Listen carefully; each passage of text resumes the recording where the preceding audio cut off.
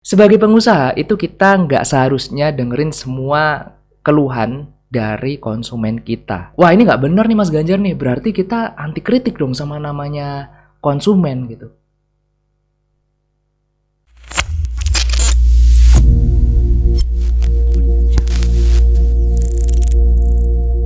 Hello good people, balik lagi sama aku Ganjar kayak Pepper Clouds. Oke, teman-teman, tadi siapa yang waktu di awal intronya itu udah ke-trigger?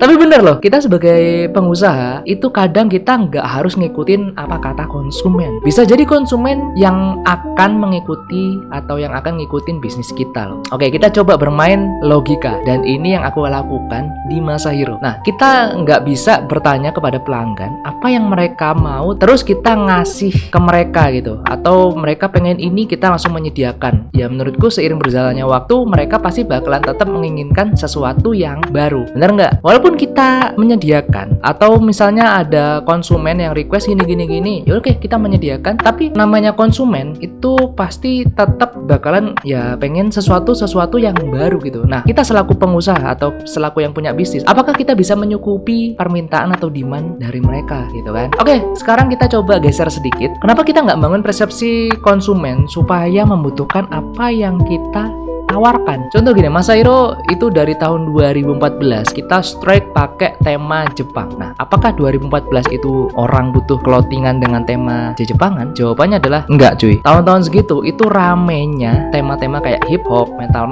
hardcore kayak gitu. Dan tema-tema Jepang itu ya sangat jarang banget gitu. Bisa dihitung tangan mungkin se-Indonesia yang pakai tema Jepangan. Nah, karena waktu itu aku berpikiran kalau misalnya sekedar memenuhi pasar, brandku nanti ujung-ujungnya nggak punya value, jualan sekedar jualan, ya that's it gitu loh. Ya walaupun ini mungkin sedikit egois atau idealis, tapi sekarang menurutku ini worth it. Nah, dulu aku mikirnya gini teman-teman, ini ada HP, ada smartphone, tapi tiap tahun kok mereka bisa ngeluarin 2-3 seri terbaru, padahal fiturnya menurutku atau menurut kalian mungkin juga nggak bakalan beda-beda jauh amat gitu antara series yang A, B, C gitu. Udah ya mungkin selisih fiturnya itu dikit banget cuy. Tapi kenyataannya banyak loh orang yang masih terus-terusan upgrade smartphone-nya, walaupun itu menurutku kalau misalnya di logika, ya masa sih 1 tahun itu HP udah rusak gitu kan, yang mengharuskan kita harus setahun itu anggaplah beli 1 atau 2 kali gitu kan untuk upgrade. Menurutku nggak make sense gitu loh. Tapi ternyata ada something dari brand HP ini yang menurutku mind blow banget gitu. Waktu itu ya, aku waktu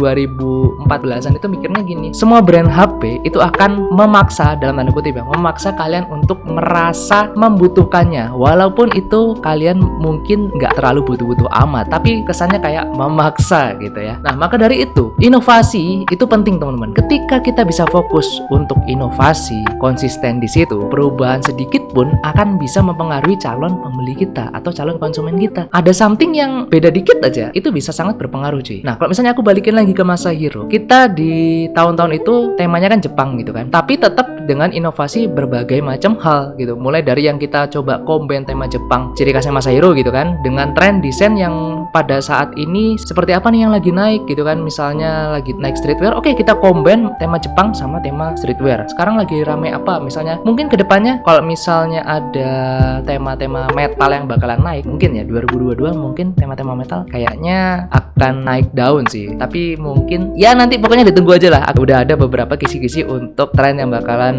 hype di tahun 2022. Ditunggu aja untuk kontennya. Oke, kita balik lagi nih. Tadi misalnya kita ngomongin mengcombine gitu kan, tema-tema Jepang sama tren desain pada saat itu. Kita combine, kemudian bahan produk kita itu juga yang masih jarang dipakai menurutku sama brand-brand lokal kebanyakan. Brand-brand lokal lain kebanyakan pakai kayak combat. Kita waktu itu sampai sekarang udah banyak banget kita pakai bambu, kita pakai katun enzim, kita pakai katun modal. Ya kita berinovasi lah gitu. Dan the impact is kita jualan harga tinggi pun calon pembeli kita tetap nyariin gitu. Alhamdulillah. Tapi nih ya, ada tapinya loh. Itu semua butuh proses untuk bisa sampai di level ini teman-teman. Nggak bisa kalian cuma 1 atau 2 tahun jalan udah bisa seperti ini. Aku aja bisa di titik seperti ini, jualan yang mungkin benar-benar nembak di hike yang at least harganya 175 ke atas. Itu setelah aku jalan Masahiro ini antara 5-6 tahun jalan berjalan gitu loh. Dan itu aku emang konsisten, sangat-sangat konsisten untuk ya nembak. Aku pengen nembaknya di segmen yang high, pasar yang high kayak gitu. Nah kalau misalnya 5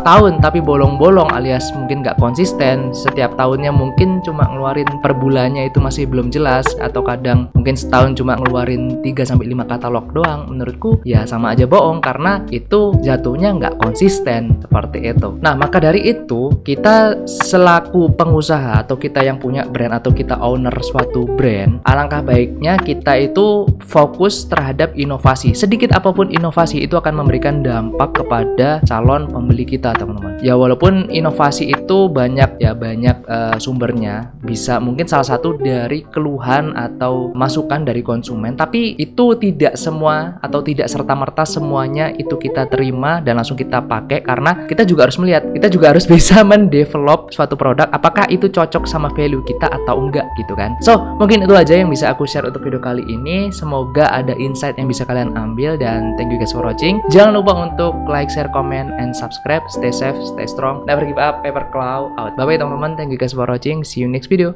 Bye bye.